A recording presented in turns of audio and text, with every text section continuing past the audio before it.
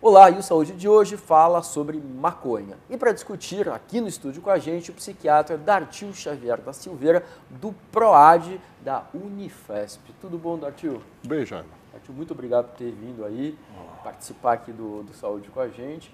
E a gente foi às ruas ouvir o que as pessoas têm de dúvidas, né? Mitos, verdades sobre maconha.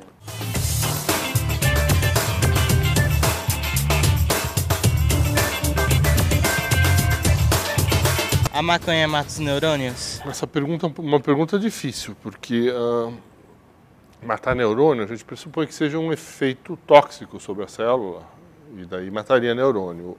Álcool, por exemplo, mata neurônio.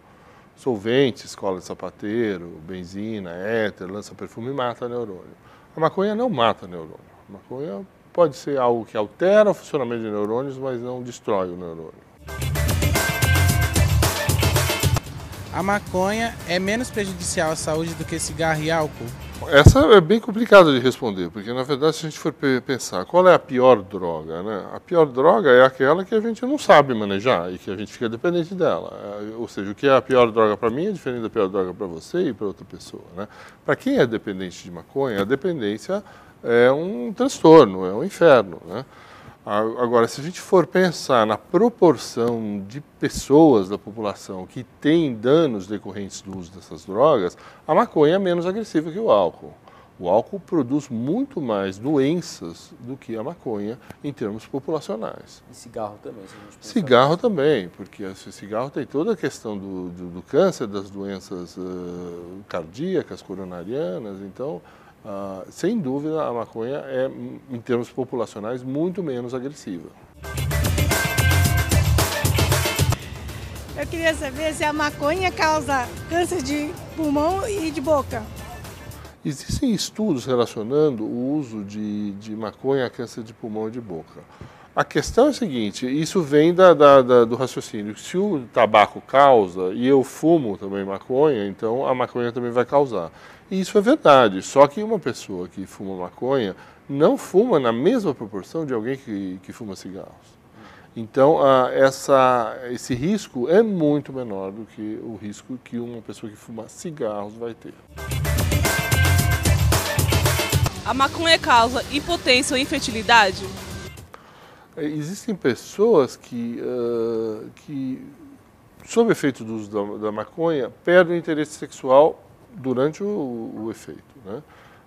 Outras não, outras se sentem até mais estimuladas a ter um relacionamento sexual. Então isso é muito variável. A questão da infertilidade tem alguns estudos mostrando que os homens se tornam menos férteis sob o efeito da maconha. Mas é um efeito reversível, que o indivíduo, se ele interromper o uso, ele volta a ter a fertilidade anterior.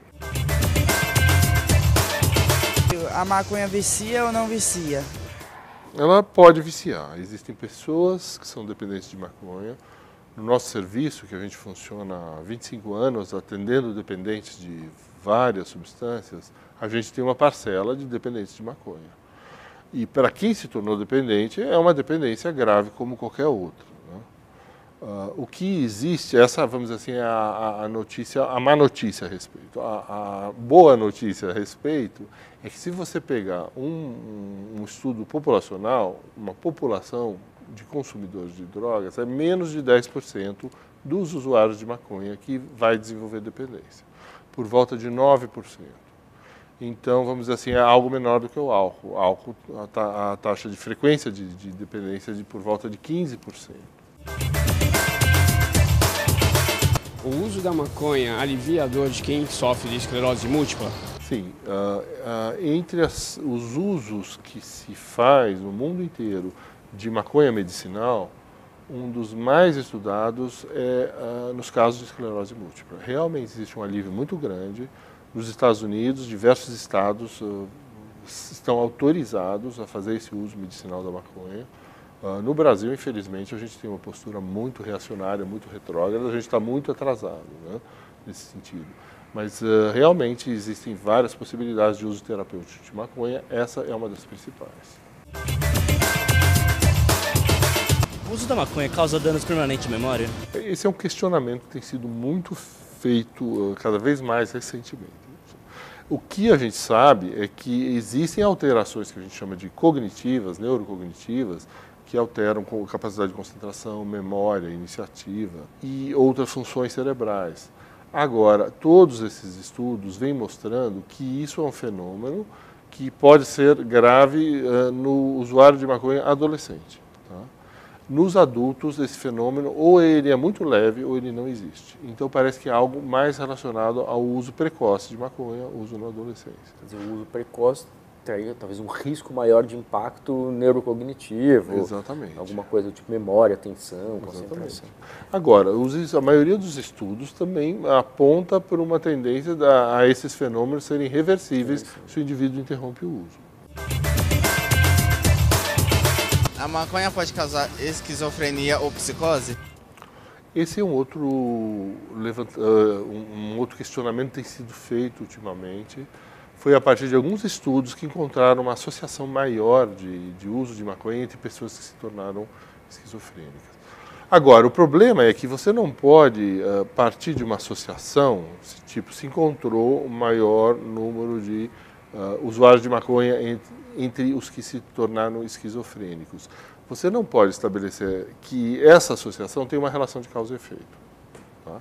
E, muito provavelmente, o que se supõe é que a maconha seja um marcador de alguma outra coisa, ou seja, o indivíduo que já tinha toda uma condição, que ele já estaria, vamos dizer assim, na iminência de se tornar um esquizofrênico, ele já tinha todos os sintomas prodrômicos, que a gente chama, os iniciais que já causavam todo o mal-estar, e a procura da maconha teria sido justificada para aliviar esses sintomas, né?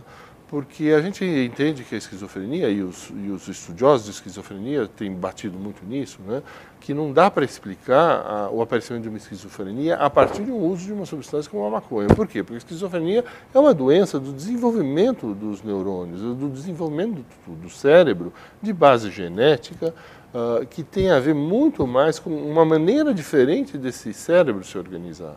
A maconha não teria esse potencial, essa capacidade de transformar um cérebro nesse nível, nessa magnitude, né? Entendi. Então, talvez muito mais um marcador, né? A pessoa buscou porque tinha alguma dificuldade prévia, do que ou um sintoma prévio que ela tentou aliviar, do que a maconha como um desencadeante dos quadros de esquizofrenia. Muito provavelmente isso. E tem até um estudo, porque o que se supõe é que se houvesse uma relação de causa e efeito entre uso de maconha e esquizofrenia, aumento de uso de maconha levaria a um aumento da frequência de casos de esquizofrenia nas populações. Isso não é isso que a gente observa. Por exemplo, na Holanda houve uma diminuição nos últimos 20 anos do número de usuários de maconha. E a taxa de esquizofrênicos se mantém constante. Ou seja, não se altera. Existe uma dose segura para consumo da maconha? Não, isso não existe. Existe a tentativa de estabelecer doses seguras, por exemplo, para o álcool, que não é absoluto, mas a gente sabe que até uma determinada quantia, até 2 doses, ou sei lá, 14 doses por semana para mulheres, ou 21 doses para homem, isso estaria numa faixa de risco baixo. Para a maconha, a gente não tem esse marcador. Por quê? Porque a sensibilidade individual é muito variável. Tem pessoas que não se dão bem com pouca maconha e tem pessoas que consomem maconha numa frequência até relativamente alta, sem ter grandes prejuízos. Então, pelo fato de ter essa tamanha variabilidade, não dá para a gente estabelecer, vamos dizer assim, regras gerais, números gerais ou parâmetros gerais, né?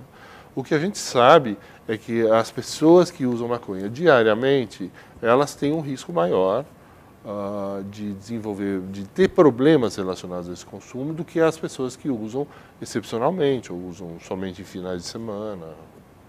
E tem casos, né, de pessoas que eventualmente usam uma única vez e tem problema, né? Quer dizer, sei lá, tem uma crise de ansiedade ou, né, enfim, passam mal. Isso pode acontecer às vezes, né, com uma dose única, Pode. Né? Às vezes, na primeira vez que você usa, você pode ter um quadro de pânico.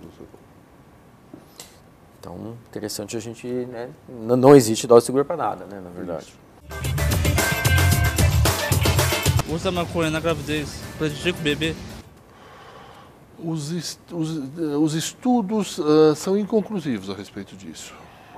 Tem alguns estudos americanos mostrando alguns problemas na gravidez, no desenvolvimento da criança, da mãe que fumou maconha, só que eles foram ver que esses estudos foram feitos com mulheres grávidas de classes sociais muito desfavorecidas, submetidas a uma série de privações.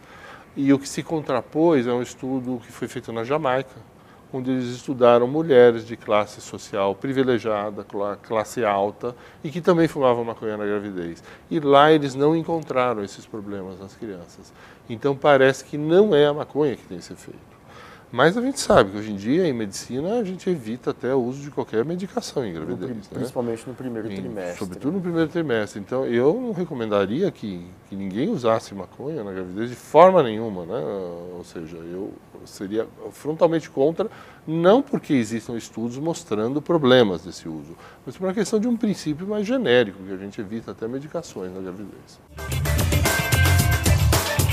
A maconha pode ajudar pessoas que têm câncer por aumentar o apetite e diminuir as dores? Sim, existem vários estudos a respeito disso. Eu, inclusive, orientei uma tese de mestrado a esse respeito lá na